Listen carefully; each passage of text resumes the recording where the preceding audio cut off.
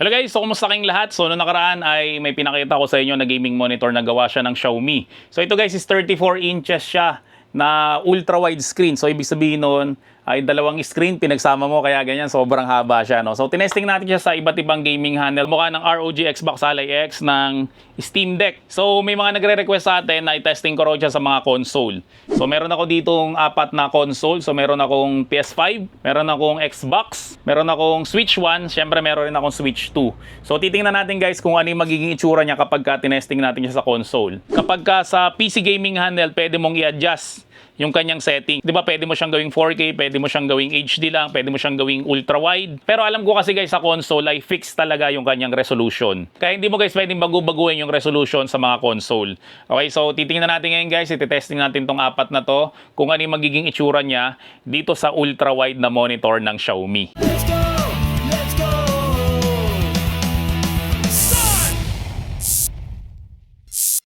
So again guys, ang monitor na to, binili ko to with my own money. So hindi to sponsored. So ang bili ko dito is 13,500 pesos lang kasi ginamitan ko siya ng voucher. So kung gusto mo rin guys mabili to ng ganung kamurang halaga, no? So i-check mo dyan yung mga lumalabas-labas dyan na nakalagay na shop.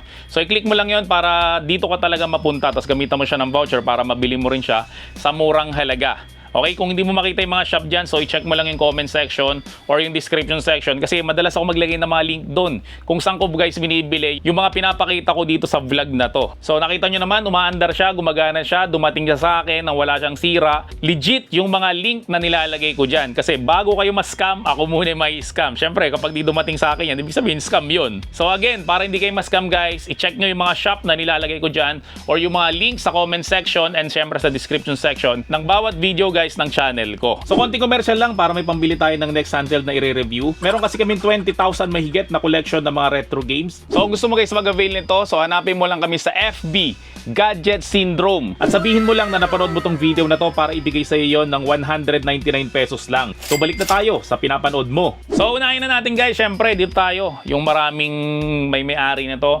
PlayStation. So itong PlayStation na to guys ay ito yung original na PlayStation, no, yung PAT na tinatawag, no. So nabili ko to 2022 na marami pang scalper kasi ang bili ko dito is 45,000 yata, dalawa na yung controller tapos meron na siyang God of War. So may nagtatanong sa akin, ano raw ba to, patayo raw ba o pahiga? Kasi ngayon tinayo ko lang siya for demo purposes pero ito nakahiga talaga siya. 3 years na siyang nakahiga, ngayon ko lang siya inalis doon sa kanyang pwesto para nga i-demo to, no, kasi nasa taas to. So again, sa nagtatanong patayo o pahiga, mas maganda pahiga siya. Pero tinayo ko lang siya guys kasi nga guys saglit lang naman natin siyang gagamitin, okay? So tinitesting ko siya guys sa PS5, ang nilalaro ko is Uncharted.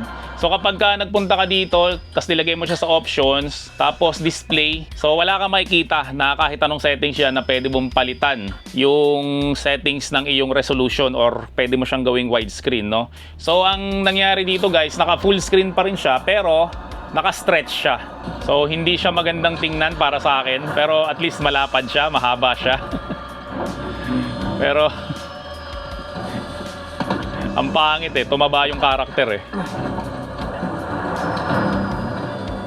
And isa pa nga pala guys, no, wala pala siyang built-in na speaker. So yung speaker na ginagamit ko dito ay yung X-Dobo. So nasa likod siya. Ipa-flash ko lang sa screen ko na itsura niya. So kung gusto mo rin mabili yan, nabili ko naman yan guys, 2,800 pesos lang, no? So ang mumura ng mga ginagamit ko dito, hindi naman siya ganun kamamahal, pero mga high quality talaga yan. Kasi ang X-Dobo guys, matagal na akong gumagamit niyan. Diba? So meron pa nga ako isang video na pinakita ko na hindi lang isa kundi dalawang X-Dobo yung binili ko kasi pinagpares ko siya para maging stereo siya. Yun lang ang cons para sa akin itong monitor na to kasi wala siyang built-in na speaker. Pero yun nga, ultra wide screen siya, 34 inches, 180 Hz na gaming monitor na meron siyang HDR. Ang dami niya na magagandang specs pero inalis niya yung speaker. Okay.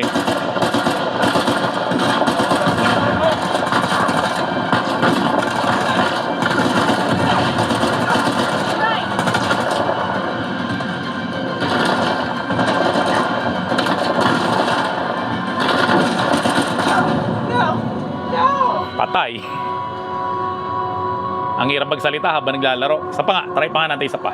Sarap sana maglaro dito. Kasi first time mo makapaglaro sa mas mataas na refresh rate. Di ba kasi usually ang monitor ay, o ang TV 60Hz lang. Ito is 180Hz. Kaso ang refresh rate naman ng PlayStation ay up to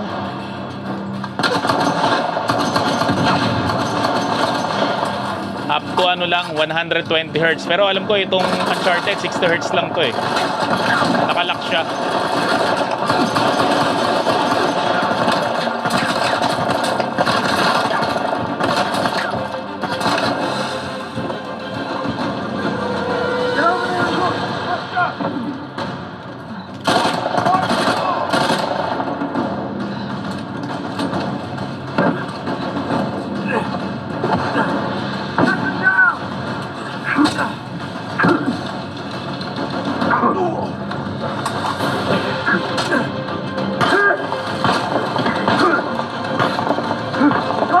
Pero pwede atakihin.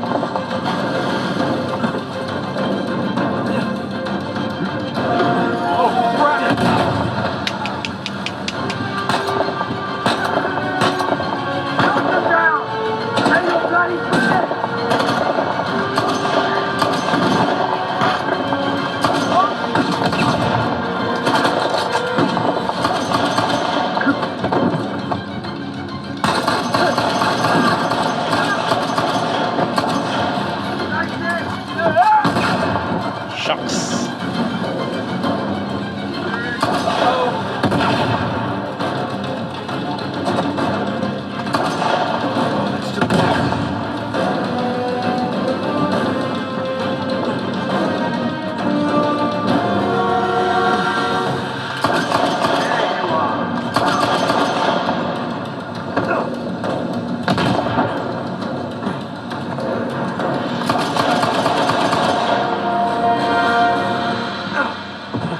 Jesus. Naubos rin. You okay? Yeah. Okay, so yan guys yung demo natin sa ating PS5. So lipat naman tayo. Sa Xbox naman tayo. Grabe no, ganda ng tunog ng monitor no. So parang same rin siya. Ito, TV and display option. Resolution, ayun, ito meron siya. Hindi. 1440p, so naka 2K siya, refresh rate. Ito 120Hz siya. So meron siyang settings kaysa dun sa PlayStation, 4K details, video modes. Wala rin siya guys settings ng ultra wide screen. Okay, Calibrate TV. Yan, so guys, sorry to tell you, wala rin ako makita na settings sa kanya na ultra wide screen, no? So stretch pa rin siya. So ito yung sinasabi ko sa inyo na yung Marvel vs. Capcom na binili ko siya sa Xbox mismo. Pero kasi naka-play anywhere siya kaya pwede mo siyang i-install sa mga Windows na gaming handheld, no? Kasi basta may play anywhere yung Xbox na game, so pwede siya sa Windows, pwede siya sa handheld. Tapos ang isa pa sa kinagandahan kapag Xbox yung ginagamit mo, nakita nyo, nakakababa ko pa lang nito, tapos in-open ko siya, meron siyang resume option na kahit na shutdown mo siya, kahit na inalis mo siya sa flag, mare-resume mo pa rin guys yung game mo. So sa PlayStation guys walang ganyan na i-resume mo siya, no. So ayun, may quick resume siya na option. Ayun, ang taba ni Venom.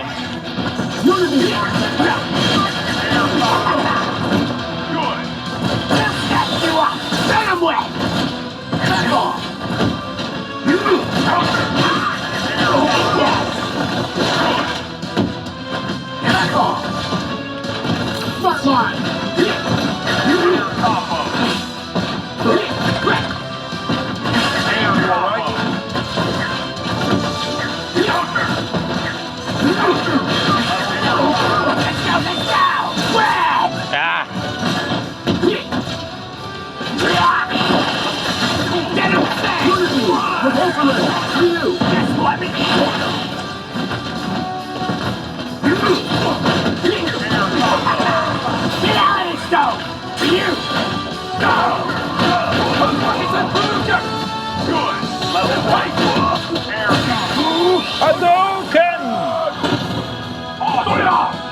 Taba ni Ryu. Ano ba talaga pangalan niya? Ryu o Ryu? Alam ko kasi Ryu eh. No. Ah!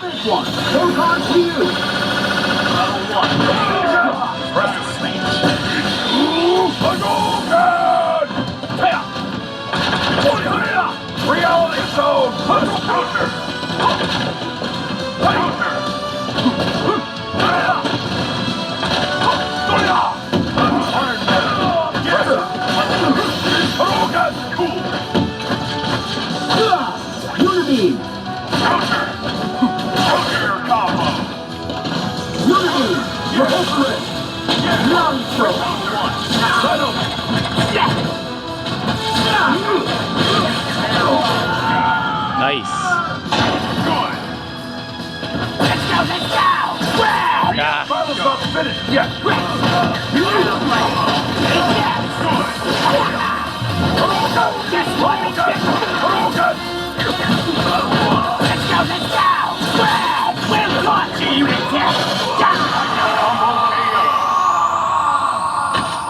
Nice.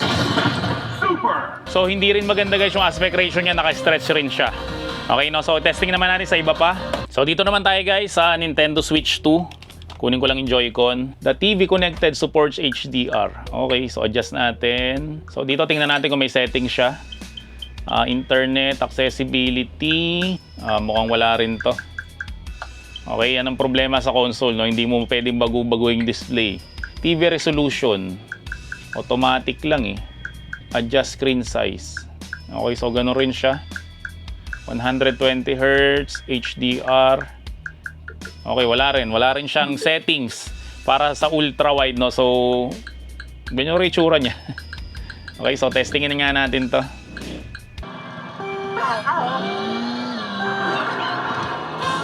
Kalimutan ko na 'to. Tagal. Ayun. Okay.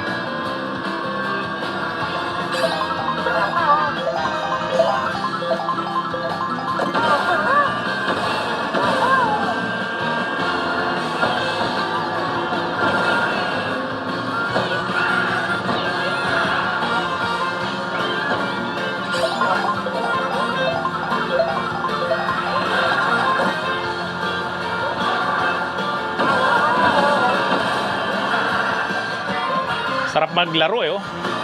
Ang lapad ng screen eh, kaso problema naka-stretch eh.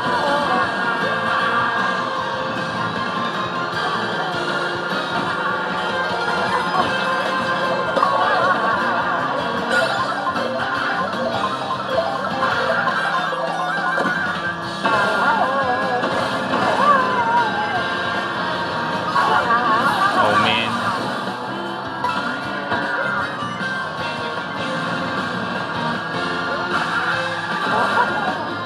Grabe naman yung pwesto ko, 21st.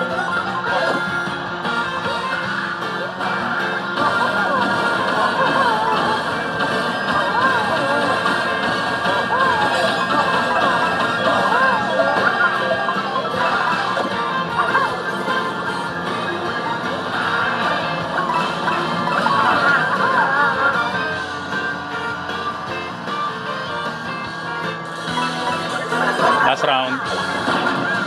Uy, pahabulin nyo naman ako.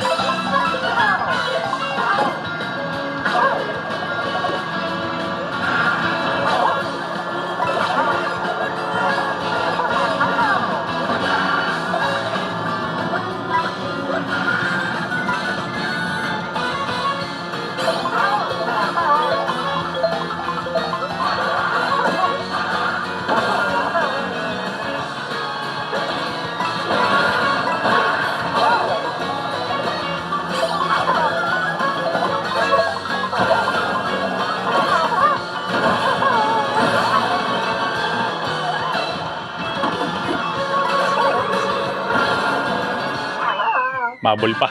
Naka-third pa. Okay? So yan guys, Nintendo Switch 2. Pareho pa rin. Naka-stretch. Okay? So hindi siya naka-aspect ratio ng 21:9. So next natin guys, and final test natin, Nintendo Switch na 1. Okay, sa Nintendo Switch 1 guys, ganun rin siya. Pero mas mababa yung resolution niya kaysa sa Nintendo Switch. Halatang-halata mo eh. Mahalata mo yung pagiging 1080p niya lang eh. Adjust screen size. So, ganun rin. So, ganun rin siya. Naka-wide rin siya. And naka-stretch rin siya guys. Subukan natin maglaro. Tapos sa problema sa Nintendo Switch 1, ang bagal niya mag-load. So, kung meron kang Nintendo Switch 2, may inip ka na talaga dito. Kaya yung anak ko ayaw ng laruin yung Nintendo Switch 1 eh. Kasi ang bagal raw, nakakainip raw talaga. Lalo yung loading. Ayun, niloload ko yung Contra, sobrang bagal. Grabe no, Contra lang niloload, nakakainip pa eh. Wala pa rin.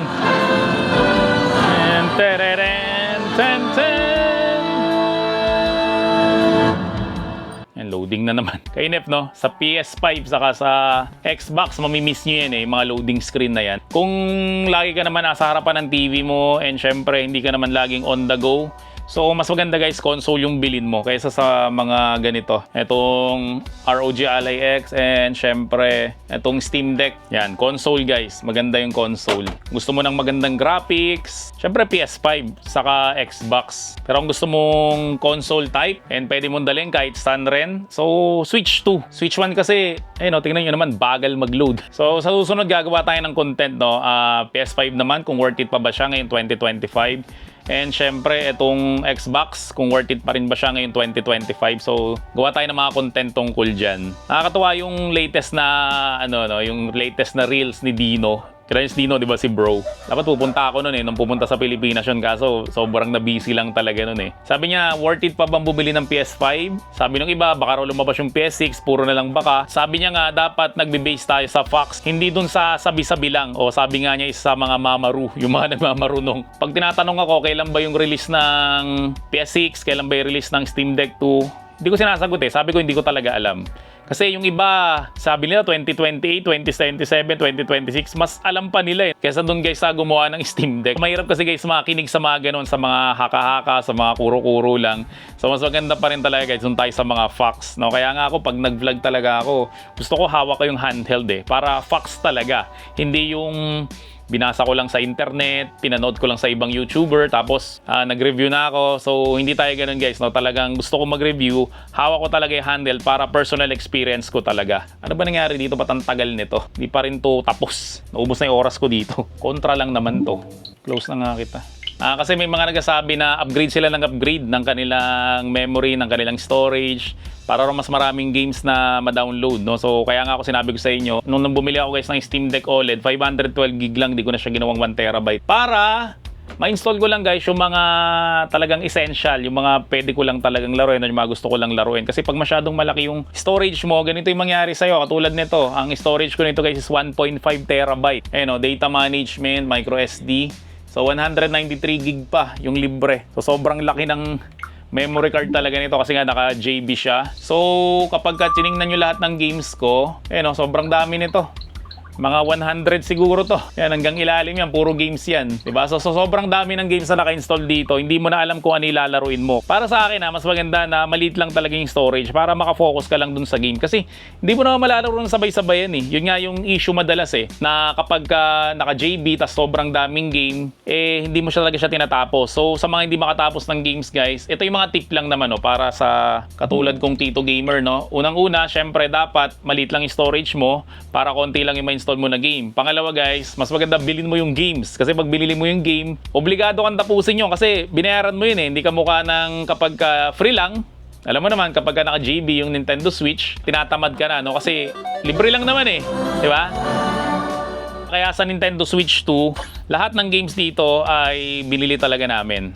Okay, so siguro meron na kaming mga 8 games dyan na physical yung mga digital marami-rami na rin Mula pa kasi dun sa Nintendo Switch 1, bibili na ako ng mga game, pakunti-kunti lang. Tagal ng Contra, palitan na nga lang natin. Mega Man, paborito ko to sa family computer. 1, 2, 3, 4, 5, 6. Natapos ko lahat yan. Tapos sa X naman, natapos ko yung X4. Oh, nice. So gano'n rin siya. Tumaba rin siya. Oh, bumalik siya doon. Blackman, Acidman, Blastman. Blackman, try nga natin to. Ang favorite kong kalaban ni Mega Man, si Woodman saka si Metalman sa Mega Man 2. Ang favorite ko kasi na Mega Man, Rockman pa nga dati, is yung Rockman 2. Ito, hindi siya halata na tumaba Pero gano'n rin yan, tumaba rin yan for sure.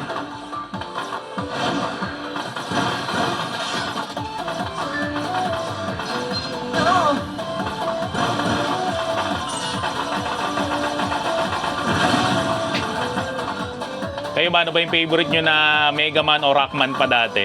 Baka kasi sa family computer, Rockman, wala namang Mega Man sa family computer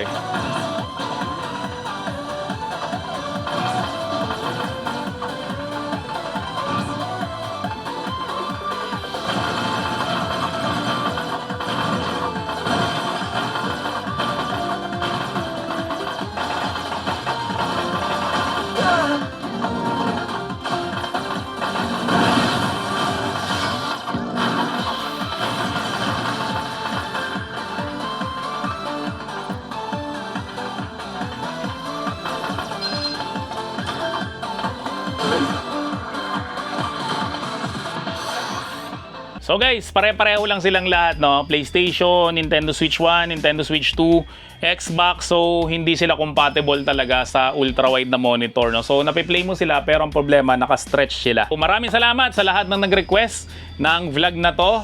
Na-test nga itong Xiaomi na ultra-wide na monitor. So yung demo ko naman ito sa mga handheld, makita nyo na maganda yung aspect ratio niya. Basta Windows base yung iyong handheld, kasi sa Steam Deck ganun rin siya, no? So sa Steam Deck naman putol siya, so meron siyang dalawang black bar sa magkabilang gilid. Pero sa mga Windows gaming handheld, ROG Ally X, ROG Xbox Ally X, Lenovo Legion Go, etc., basta Windows yan guys, maganda yung aspect ratio nito. So kung gusto mo guys mapanood yung demo ko na yun, so hanapin mo na lang sa channel ko na to, yung unang-unang vlog ko about nga dito guys sa Xiaomi na ultra-wide na gaming monitor. At syempre kung nagustuhan mo naman tong video na to, wag mo naman kakalimutan mag-subscribe dito sa channel ko, i-like mo na rin tong video na to, at i-turn on mo na rin yung notification bell para like updated sa mga vlog ko about sa mga gadget. So yun lang, maraming salamat ulit sa inyong lahat. Hanggang sa muli, paalam!